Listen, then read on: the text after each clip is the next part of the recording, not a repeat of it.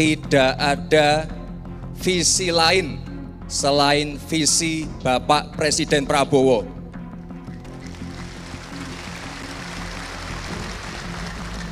Tidak ada program lain selain program Bapak Presiden Prabowo.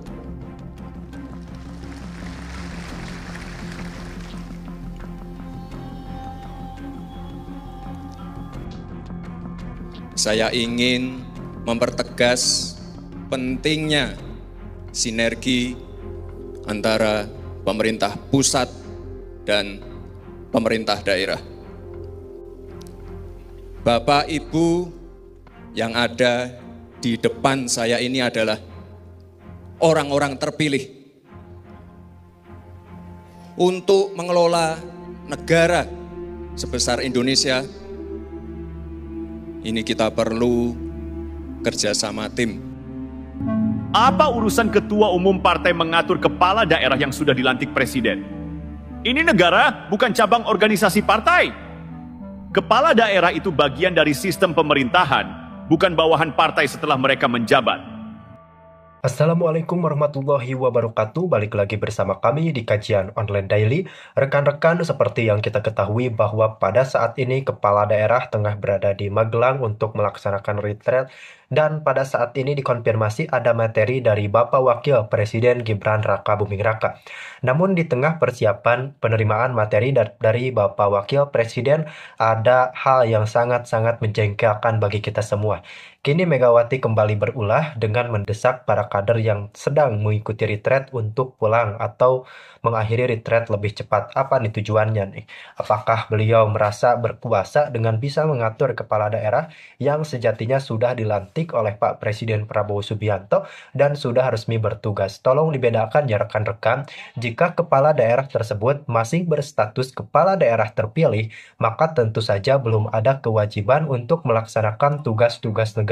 Namun beda cerita, pada saat ini kepala daerah tersebut sudah menjadi kepala daerah yang telah dilantik dan tengah mengikuti retreat yang diadakan oleh pemerintah pusat, maka 100% kepala daerah tersebut harus menanamkan loyalitasnya kepada pemerintah pusat. Jangan mau diatur-atur oleh partai karena kebijakannya sudah sepenuhnya kebijakan kita sebagai kepala daerah. Jadi hal tersebut memang tidak dibenarkan jika ada intervensi dari partai. Dan kita lihat bagaimana informasi berikutnya, Mas Wakil Presiden Gibran Raka Buming Raka membombardir itu semua. Saya ingin mempertegas pentingnya sinergi antara pemerintah pusat dan pemerintah daerah. Bapak Ibu yang ada di depan saya ini adalah orang-orang terpilih untuk mengelola negara sebesar Indonesia. Ini kita perlu kerjasama tim. Kita harus kompak. Tidak ada lagi ego sektoral. Forkopimda harus kompak. Kepala-kepala daerah ini terutama harus kompak juga dengan kabupaten, kota-kota sekitarnya. Sekali lagi Bapak Ibu, saya garis bawahi, tidak ada visi lain selain visi Bapak Presiden Prabowo.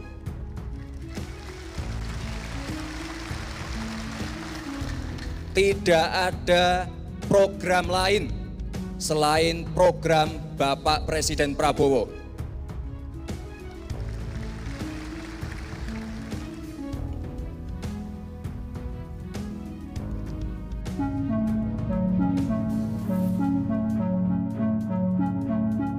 Apa urusan ketua umum partai mengatur kepala daerah yang sudah dilantik presiden? Ini negara, bukan cabang organisasi partai. Kepala daerah itu bagian dari sistem pemerintahan, bukan bawahan partai setelah mereka menjabat. Kok bisa ada instruksi dari seorang ketua umum partai yang bertentangan dengan presiden?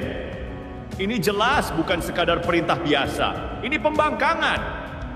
Kalau masih mau tunduk sama perintah partai, ya jangan jadi kepala daerah. Kalau sudah dilantik presiden, maka setia pada negara, bukan partai. Atau jangan-jangan mereka memang lebih tunduk kepada satu orang daripada kepada kepentingan rakyat. Mau bikin negara partai sendiri, mau melawan negara. Kalau begitu, ya sudah, Pak Prabowo jangan ragu. Lawan balik. Jika ada yang masih berpikir bahwa ini sekadar keputusan internal partai, silakan pikir ulang. Kita sedang menyaksikan sesuatu yang lebih besar. Sebuah sinyal perlawanan terbuka terhadap pemerintahan yang sah. Instruksi Megawati kepada kepala daerah PDIP untuk tidak menghadiri retreat di Magelang dan segera kembali ke daerah masing-masing bukan sekadar kebijakan administratif. Ini adalah pesan politik yang sangat jelas. Kami tidak tunduk pada pemerintahan Prabowo. Sekarang mari kita analisis secara dingin. Apakah ini semata-mata demi kepentingan rakyat atau ada sesuatu yang lebih dalam, lebih strategis, dan lebih licik? Perintah ini muncul setelah KPK menahan Hasto Kristianto. Lalu, secara kebetulan, PDIP langsung menarik kepala daerahnya dari retreat pemerintahan. Terlalu banyak kebetulan dalam politik, bukan? PDIP ingin mengirim pesan, kami masih punya kuasa. Mereka ingin menunjukkan bahwa meskipun Prabowo sudah dilantik sebagai presiden, mereka masih bisa mengontrol kader-kader yang duduk di pemerintahan daerah. Tapi mari kita tanyakan hal sederhana. Apakah kepala daerah bekerja untuk partai atau untuk negara? Jawabannya jelas, untuk negara. Setelah dilantik, kepala daerah tunduk pada presiden sebagai kepala negara, bukan lagi pada ketua umum partai yang mengusungnya. Namun, dengan menarik kepala daerahnya, PDIP sedang memainkan politik sandera. Mereka ingin menunjukkan bahwa pemerintahan Prabowo tidak bisa berjalan tanpa mereka. Salah satu strategi klasik dalam politik adalah bermain sebagai korban. PDIP sedang membangun narasi bahwa mereka dizalimi oleh pemerintahan Prabowo. Bahwa ada perang politik yang ditargetkan kepada mereka. Bahwa Hasto ditahan bukan karena hukum, tapi karena politik. Ironinya, merekalah yang dulu sering berteriak soal supremasi hukum. Ketika lawan politik mereka tersandung kasus korupsi, mereka mendukung penuh proses hukum. Tapi ketika kader sendiri yang kena, mereka menyebut ini sebagai kriminalisasi. Mari kita bandingkan, jika lawan politik mereka ditangkap KPK, bagus, hukum harus ditegakkan. Jika kader sendiri yang ditangkap KPK, ini kriminalisasi, ini pembungkaman demokrasi. Logika macam apa ini? Ini pertanyaan besar bagi para kepala daerah PDIP. Kalian bekerja untuk siapa? Jika Anda kepala daerah, tugas utama Anda adalah melayani rakyat di bawah kepemimpinan presiden, bukan tunduk pada ketua umum partai. Jika Prabowo menginstruksikan untuk ikut retreat, seharusnya ikut. Bukan malah lebih memilih perintah partai. Kalau seperti ini terus, kenapa tidak sekalian bikin negara PDIP saja? Toh, sudah jelas mereka merasa lebih berhak mengatur kepala daerah daripada presiden. Dan mari kita bayangkan, bagaimana jika semua partai melakukan hal yang sama? Bagaimana jika kepala daerah dari Golkar, Gerindra, atau PKB juga menolak hadir dalam agenda pemerintahan dengan alasan partai mereka melarang? Negara ini akan kacau. Ini bukan soal suka atau tidak suka, ini soal disiplin kenegaraan. Kepala daerah adalah bagian dari sistem pemerintahan, bukan kaki tangan partai politik. PDIP selama ini selalu menuding Jokowi cawe-cawe di pemerintahan Prabowo. Mereka berteriak soal netralitas, soal tidak boleh ada intervensi. Tapi lucunya, apa yang mereka lakukan hari ini justru intervensi politik tingkat tinggi. Ketika Prabowo mencoba mengatur ritme pemerintahan, mereka malah menarik kadernya dari acara resmi negara. Apa ini bukan intervensi? Ketika KPK menangkap Hasto, mereka langsung membuat framing bahwa pemerintahan Prabowo sedang membungkam PDIP. Apa ini bukan intervensi? Kalau ini bukan intervensi, lalu apa? Apa yang dilakukan PDIP ini seharusnya menjadi alarm bagi pemerintahan Prabowo. Jangan pernah ragu untuk bertindak tegas. Jika ada kepala daerah yang tidak mau tunduk pada presiden, copot saja. Masih banyak orang lain yang siap bekerja untuk negara. Jika ada kader partai yang lebih loyal pada ketua umum daripada konstitusi, mereka tidak layak memimpin. Dan jika ada pihak yang mencoba bermain dengan hukum, mencoba membuat negara dalam negara, maka biarkan hukum yang berbicara. Pak Prabowo harus menunjukkan bahwa negara ini tidak bisa ditundukkan oleh partai politik manapun. Yang terjadi saat ini bukan sekadar tarik-menarik antara partai dan pemerintahan.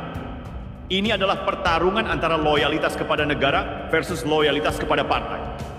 Dan jika kepala daerah lebih memilih tunduk kepada partai daripada presiden, maka kita harus bertanya, mereka ini pejabat negara atau hanya petugas partai? Jika mereka ingin tetap tunduk pada partai, silakan. Tapi jangan jadi kepala daerah. Berpolitiklah di markas partai, bukan di kantor pemerintahan. Dan buat Pak Prabowo, jika mereka tidak mau diatur, jangan ragu untuk mengambil tindakan. Karena negara ini tidak boleh dikuasai oleh partai. Negara ini harus dikuasai oleh rakyat di bawah kepemimpinan yang sah. Pak Prabowo, ini bukan sekadar manuver biasa. Ini adalah ujian kepemimpinan Anda. Jika dibiarkan, maka pola pembangkangan ini akan terus berulang. Hari ini mereka menolak retreat, besok mereka bisa menolak kebijakan lain, lusa mereka bisa menantang otoritas pusat. Ini adalah sinyal bahaya bagi stabilitas negara. Sejarah mencatat bahwa pemimpin yang ragu-ragu akan kehilangan kendali atas pemerintahan. Mari kita lihat beberapa contoh. Gus Dur 1999 sampai 1201. Kekuasaan yang goyah karena elit politik di sekelilingnya tidak patuh, akhirnya dilengsarkan. B.J. Habibie 1998 sampai 1999. Tidak punya kontrol penuh atas parlemen dan ditinggalkan partai pendukungnya. Soeharto di era reformasi, begitu kehilangan kontrol atas elit politik, pemerintahannya jatuh. Apa pelajaran dari semua ini? Jangan biarkan elit politik bermain sesuka hati. Jika dibiarkan, manuver semacam ini akan terus berlanjut. PDIP sedang mengetes air, melihat seberapa berani Pak Prabowo bertindak. Jika dibiarkan kali ini, mereka akan semakin berani ke depannya. Jangan lupa 2029 sudah di depan mata. PDIP sedang mempersiapkan perlawanan dini.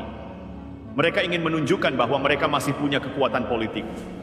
Jadi, jika presiden tidak bersikap tegas sejak awal, maka pemerintahan ini akan terus diganggu. Jangan ragu. Kepala daerah yang menolak instruksi presiden berarti tidak layak memimpin daerah. Jika mereka lebih memilih perintah ketua umum partai daripada presiden, maka tempat mereka bukan di pemerintahan.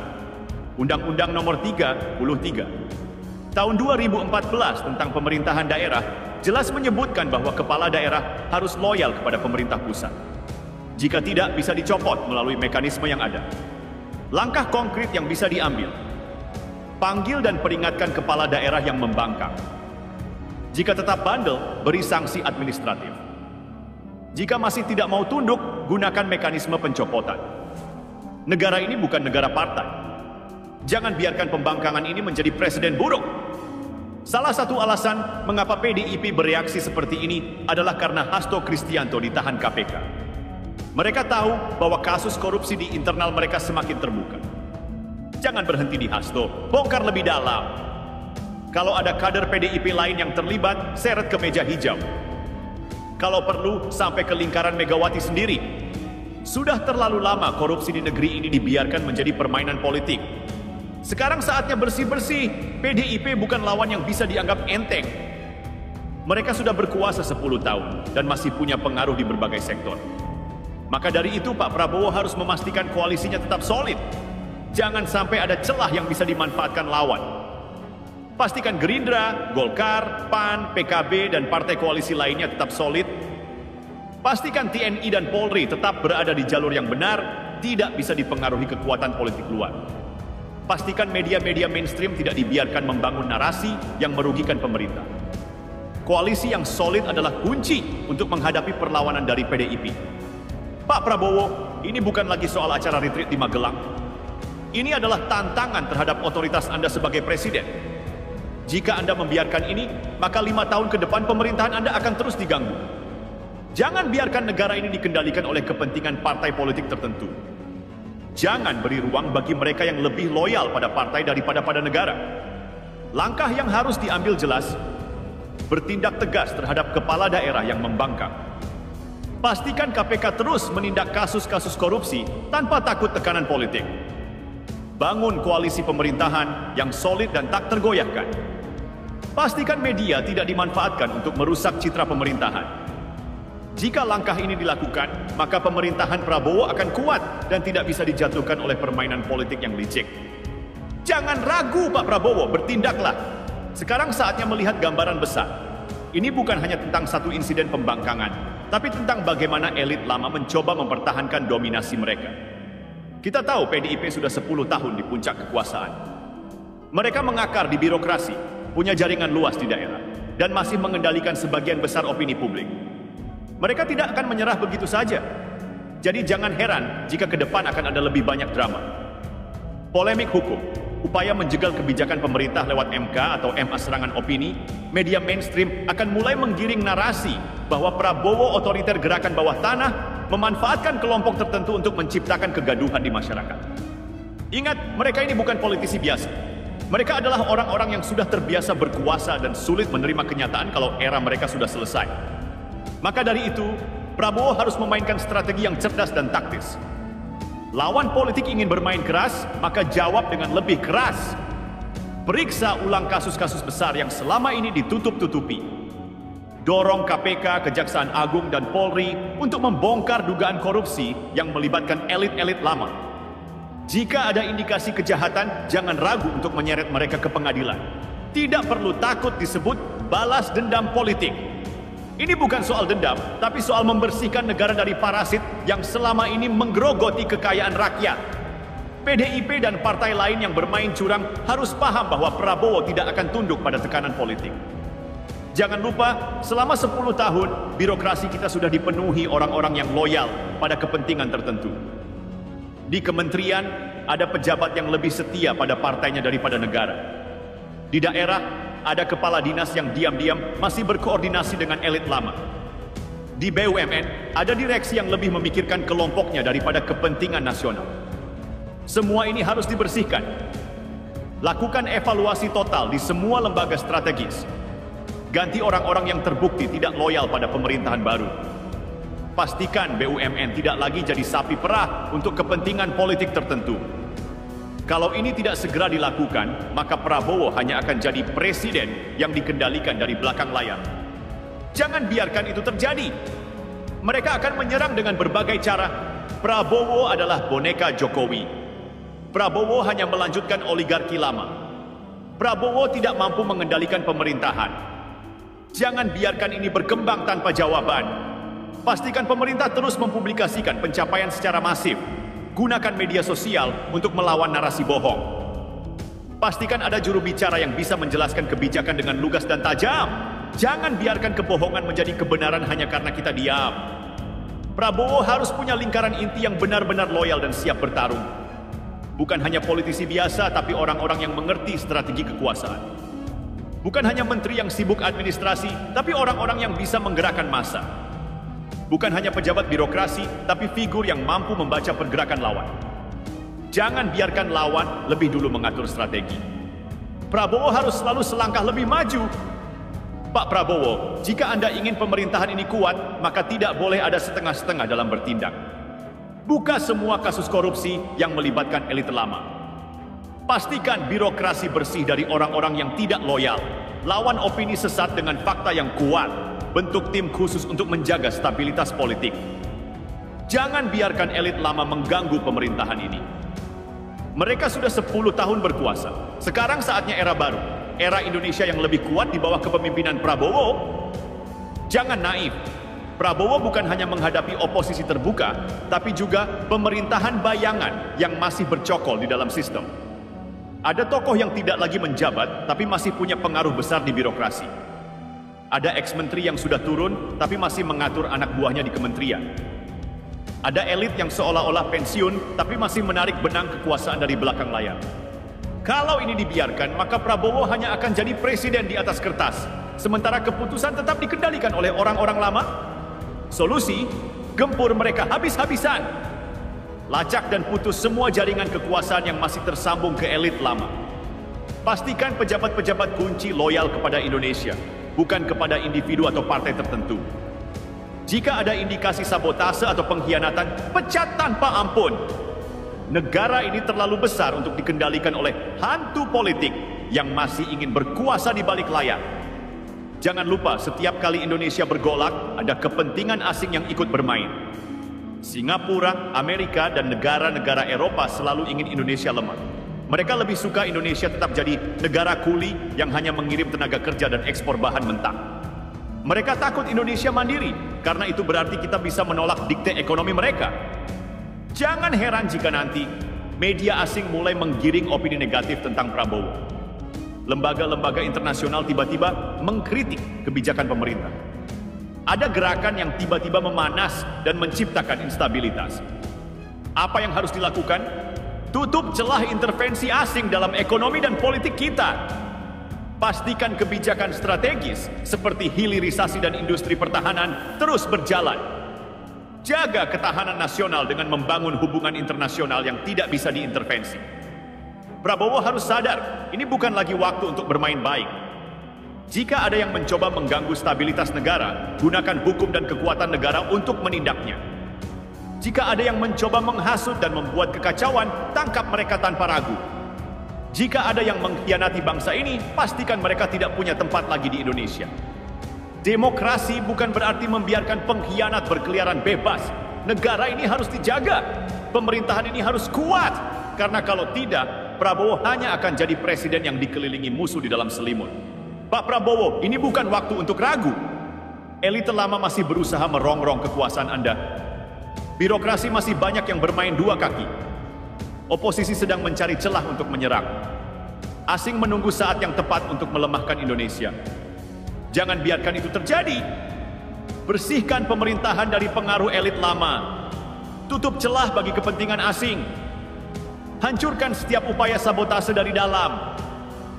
Gunakan kekuatan negara untuk mempertahankan stabilitas politik.